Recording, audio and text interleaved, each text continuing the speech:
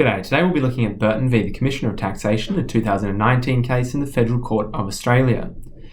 Mr. Burton had a number of assets, and there was three assets sold. However, the primary one we'll be talking about today is called Nepta Investment. Now, the Nepta Investment was rights in respect of oil and gas in Pennsylvania in the US, which on September 18, 2010, he sold. And the question for the Commissioner was how that was taxed in Australia, and he was an Australian tax resident. All of the income was distributed via a trust to him. Now, in America, if you hold an asset for more than 1 year, then you will pay a discount rate of 15% tax on that income. If you hold it for less than a year, then you pay 35% on that income. It's equivalent, or even better, than the Australian 50% CGT discount on assets that are held for more than a year.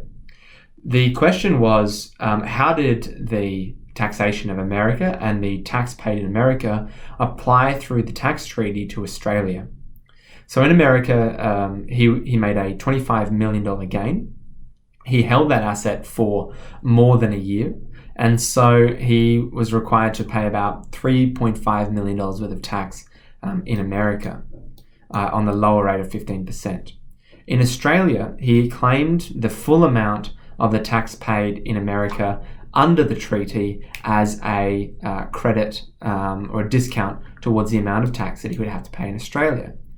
The Commissioner took issue with this on the basis that the amount in his assessable income that made it into his assessable income was half of the $25 million, and so he should only get credit of the foreign tax credit in America on half of the tax that he paid there. This actually resulted in a worse outcome for the taxpayer, and so he challenged it on the basis that he should be entitled to the entire amount of the he should be allowed the entire amount of the tax, foreign tax paid. Now, there's a provision in our 1997 Act, which is 770-10. 770-10 reads as follows: you are entitled to a tax offset for an income year for foreign income tax, full stop. An amount of foreign income tax counts towards the tax offset for the year if you paid it in respect of an amount that is all or part of an amount included in your assessable income for that year. The Commissioner's argument was that the $25 million sale price was not included in his assessable income for that year, but actually his total income. So the $25 million was considered as income for him.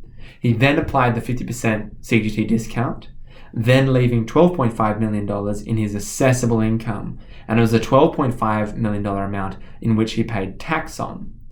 However, in a different case in America, the $25 million was included in his income, and it was also included in his assessable income in America, and then he only had to pay 15% tax on that entire amount. And so there's a difference here. So he ended up paying, by my calculations, an extra $1.5 million or thereabouts because of the treatment of these provisions. Now, I'm of the view, and I suppose unclear, is in this provision 770-10, and the court found in favour of the Commissioner here. So the Commissioner found that only that income which is included in your assessable income, which is essentially a total, which is all of your income less any discounts, less any capital losses, they're all applied first, and then your assessable income is the final total of what you then have to pay tax at your marginal rate on, which was, I suppose, different to his view, where the full amount would be, where your assessable income includes all these things. Now, in my view, on my reading of 770-10, it says an amount of foreign income tax counts towards the tax offset for the year if you paid it in respect of an amount that is all or part of an amount included in your assessable income for that year. Now, from what I can see, the court didn't consider the alternatives here when it came to the words all or part. In my view, which is the wrong view, where the provision says or part, it should have looked at the entire amount. And so because included in the assessment million was the 12.5 million, that was part of 25 million, and therefore the entire amount of the foreign tax credit should be applied. This wasn't the court's view, and so they decided that the tax payable was on the was 12.5 million on the assessable income, and they paid a marginal tax rate.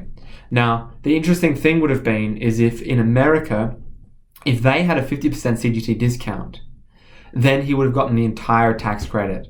So let's just say that in America on $25 million, they had a 50% CGT discount. Then the taxable assessable income in America would have been 12.5 million, and he would have paid say the higher rate of 35% on that. Then the entire tax credit would have been applied in Australia when that happened here. Now, the fact that they give you a lower tax rate for holding it more rather than a discount meant that the taxpayer ended up paying more money. So something to be aware of when you're structuring international transactions. Thanks for joining me. That was Burton v. Commissioner of Taxation 2019 in the Federal Court of Australia. Thank you.